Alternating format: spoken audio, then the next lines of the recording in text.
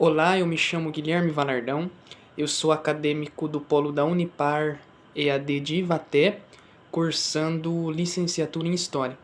E esse é o meu vídeo apresentando para vocês sobre o plano de aula que eu elaborei, apresentei, junto ao professor José Eloy, professor de História aqui do Colégio Estadual Raquel de Queiroz, que é o colégio estadual aqui do meu município, que é Ivaté, né? E eu lecionei esse meu plano de aula para os alunos do segundo ano NEM, do ensino médio, na parte da manhã.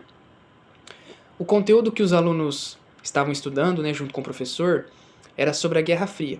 Então foi esse conteúdo que o professor estipulou para mim criar o meu plano de aula e para mim lecionar junto com os alunos, Então, meu plano de aula, tiveram como os conteúdos a Guerra Fria, que era as duas ideologias em conflito, que era o capitalismo e o socialismo, e também, os Estados Unidos representando o capitalismo, focado nos Estados Unidos representando o capitalismo, e focado na União Soviética, daí representando o socialismo. Um dos principais objetivos desse meu plano de aula era fazer com que os alunos compreendessem o contexto mundial pós-Segunda Guerra Mundial, analisassem os impactos da Guerra Fria no Brasil e na América Latina, desenvolver pensamento crítico sobre as ideologias que estavam em conflito no final, e relacionar o passado com o presente. A metodologia que eu usei foi a metodologia tradicional e a metodologia construtivista. A metodologia tradicional, que era eu explanando o meu conhecimento para com os alunos, e a metodologia construtivista, que foi uma parte em que os alunos próprios construíram o seu conhecimento sobre determinado conteúdo. Os materiais didáticos que eu utilizei foram o giz, o quadro negro, o livro didático e alguns textos. E sobre a avaliação, eu fiz algumas questões objetivas, que os alunos deveriam escolher entre as alternativas dadas, e algumas questões dissertativas, que daí os alunos deveriam escrever a resposta. Então, nessas 5 horas de aula, eu falei sobre a Guerra Fria, que foi um conflito que durou de 1947, pós-Segunda Guerra Mundial, até 1991. Foi um conflito sem confrontos armados, ou seja, não houve guerras em si. E a Guerra Fria foi quando o mundo se dissolveu em 2 blocos. O bloco capitalista, representado até então pelos Estados Unidos, a Europa Ocidental e o Japão, etc. E o grupo socialista, que era representado pela União Soviética, China, Cuba, Coreia do Norte, enfim.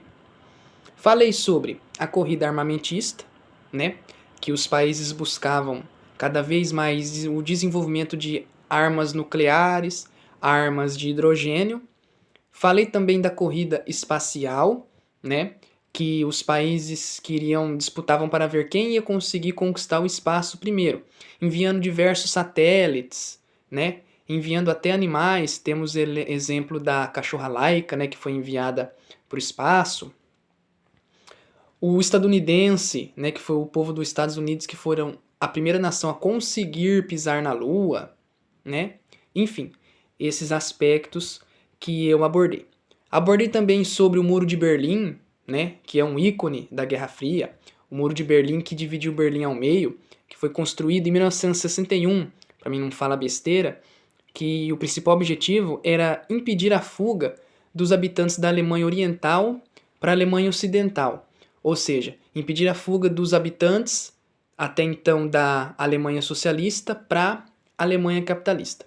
A Alemanha socialista, ela enfrentava diversas crises, Então por isso que o pessoal buscava fugir, de um lado para o outro, porque o capitalismo realmente dava uma vida mais digna, entre aspas, Aí o Muro de Berlim, então, foi construído.